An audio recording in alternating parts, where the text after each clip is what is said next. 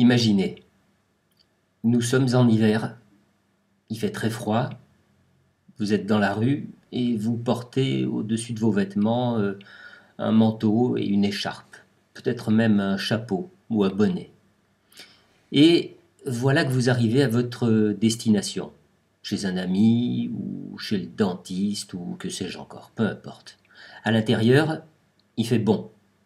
Alors vous enlevez votre manteau et vous regardez autour de vous. Y a-t-il un porte-manteau?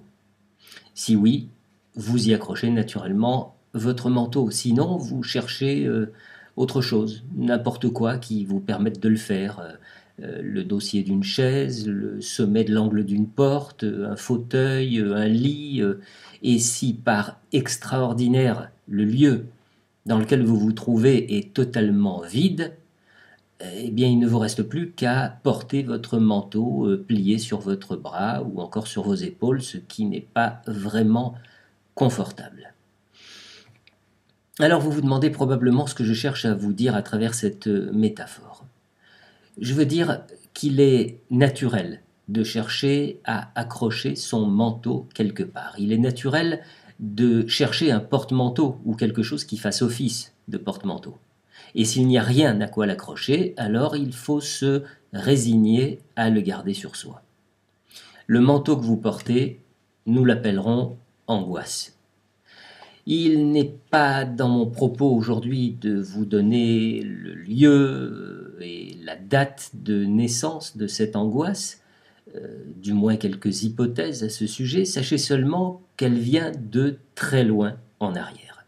Et sachez également qu'elle a grosso modo deux façons d'exister en nous. Soit elle est répartie un peu partout, et donc on ne la remarque pas, soit elle fait comme une espèce de pic, et alors on ne peut pas ne pas la ressentir parce qu'on a le sentiment qu'elle nous habite entièrement, qu'elle nous dévore. On peut traverser une vie entière sans la remarquer outre mesure. Et parfois, à l'occasion d'un événement qui nous bouscule un peu trop, la voilà qui se manifeste et prend de plus en plus de place dans notre vie.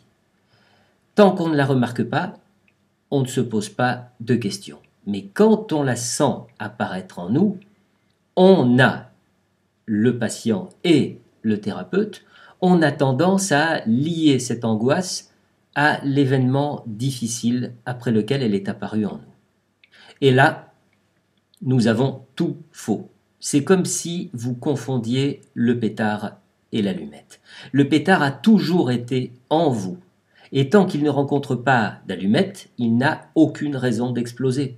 Mais qu'une allumette se profile à l'horizon, et alors c'est la déflagration. Le deuxième point capital à propos de l'angoisse, c'est qu'elle est souvent insupportable. Comprenez par là qu'il est douloureux, difficile de la supporter.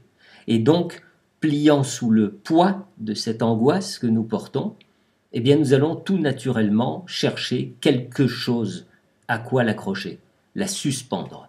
Nous allons désespérément chercher un porte-manteau, et le porte-manteau que nous choisirons sera aussitôt investi de plusieurs fonctions.